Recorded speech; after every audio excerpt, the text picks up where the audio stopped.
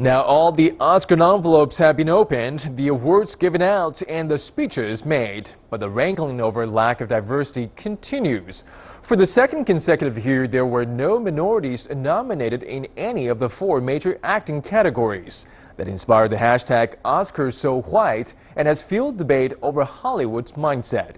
As CCTV's Mei Li reports, substantial roles in film and television are still few and far between for Asians too.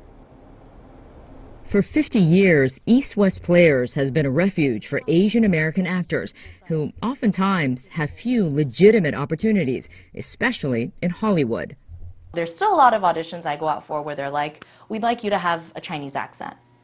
1 out of 6 doctors in the United States is Asian. Why don't you see that in TV? Minorities aren't being seen enough in Hollywood, a fact that was made glaringly obvious by this year's all-white Oscar nominations in all 4 major acting categories. Many blame the demographics of the Academy. Of the more than 6,000 members, 94% are white and 77% are male. Others point the finger at the studios, who are in control of green-lighting all projects. And the numbers don't lie. Minority representation in movies, especially Asians, is very low.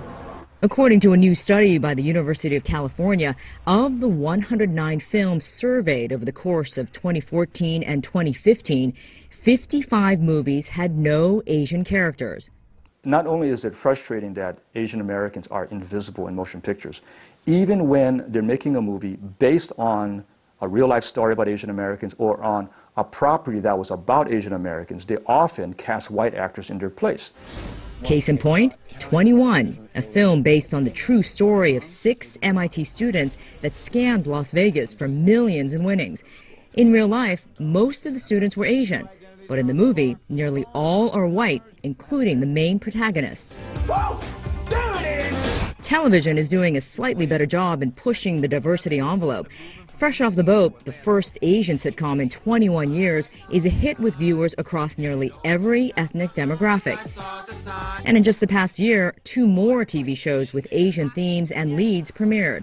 Dr. Ken, starring comedian Ken Jeong, and Quantico, led by Indian actress Priyanka Chopra.